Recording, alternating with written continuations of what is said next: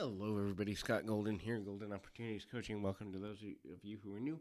Welcome back to those of you who are seasoned veterans of what we do around here. We take emotional, psychological, and coaching topics, and we make them into relatable audio for you.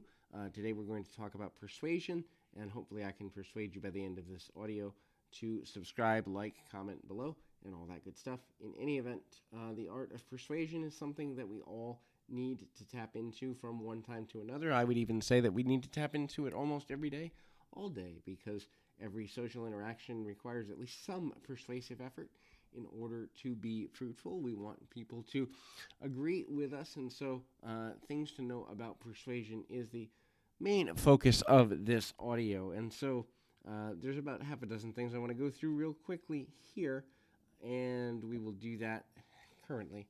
You got to know your audience. What is your audience looking for?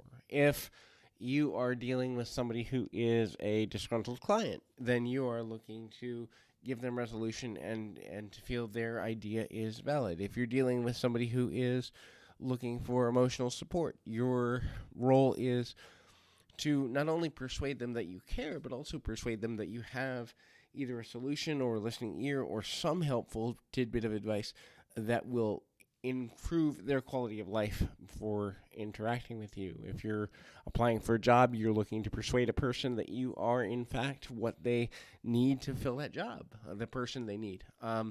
When dating, you're persuading someone that you are a good long-term partner or the ideal person to take home for the evening, depending on what the goal of the interaction is. So the idea is you have to know what your audience wants. You have to know what their goals are and the way to communicate in a clear and concise manner in order to fulfill the needs of everybody involved. And also, too, the next thing in the line is favors. In other words, so really, persuasion is about convincing someone that you are invested in them and to get them to invest in you. The art of persuasion is a mutually beneficial relationship where everybody wins something that they need, because if the other person didn't need anything, they wouldn't be listening to you. They'd be happily on their way.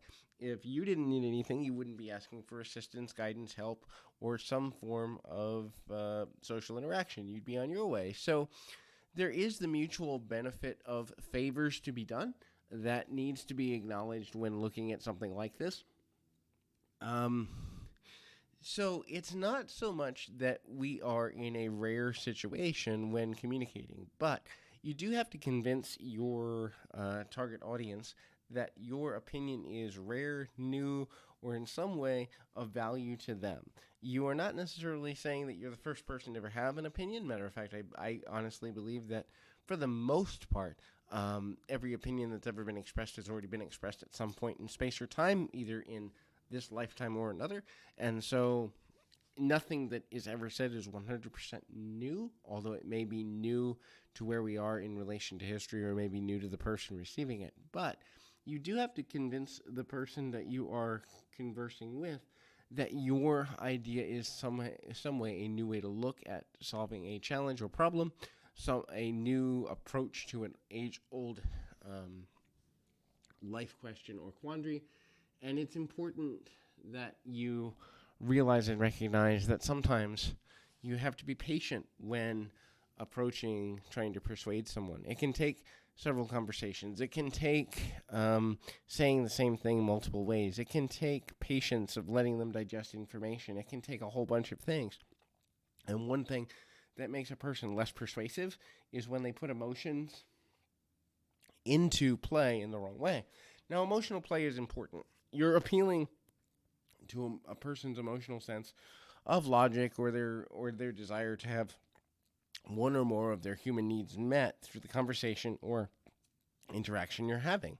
But playing the wrong emotions or letting your emotions play you, in other words, getting really upset when a person doesn't agree or getting really sad when a person doesn't agree, rather than looking at it as an opportunity to say the same thing in a different way, to repackage what's being said so it's more discernible and understandable, is what needs to be done.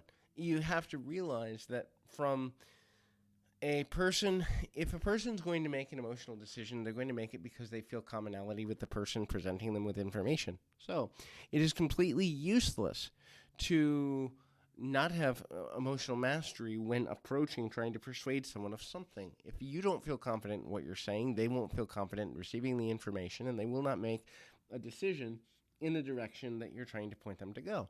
Now, a person who's persuasive may honestly believe that something that ends up being a bad idea or ends up having negative consequence is a good idea at the time.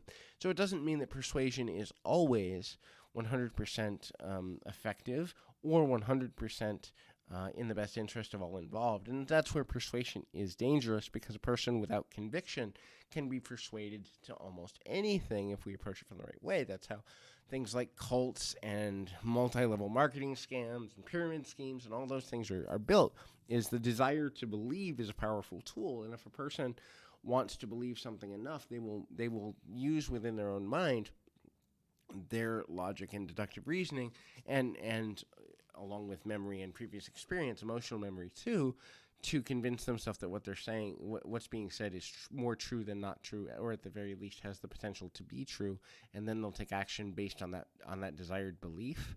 So it's important to realize that emotion does play into persuasion, but also when a person is trying to persuade another person of something, if they are of pure heart, their goal should be, I'm persuading this person towards a direction that I believe is going to be in their best interest, and I have no other ulterior motive but then to benefit their life. And if that's not something you can say with an action you're taking, you may want to look at the motives behind what you're doing, because hurting another person unnecessarily is ultimately not a good thing. The last one is use of humor. Look, we all want what we want when we want it. And sometimes breaking the monotony of an emotional state is one way to help with persuasion. If I say to you, this whole thing is silly, isn't it? And you're like, yeah, I can see parts of this where it's silly. You've now broken a person away from being serious. And when you give person conflicting emotions, it can cleanse their palates towards being able to make a more rational, logical decision. Where if a person's serious all the time, they're only going to make a decision if things seriously make sense. A break and interruption of emotional state is useful because it allows us to reflect and change emotional state enough to have time and room and space for reflection, even if it's only for a few seconds or a few minutes. So that's the idea behind the power of persuasion. I may do other audios related to this topic somewhere in the future, but that's a basic outlay. And ultimately, I believe that every conversation has some element of persuasion on a 1 to 10 scale, 1 being very little, and it's an altruistic conversation, and 10 being a sales pitch. But every conversation has some degree of persuasion involved in it, so the art of persuasion is something worth learning. So until next time, keep your feet on the ground, your mind in the moment. Till next time, everybody.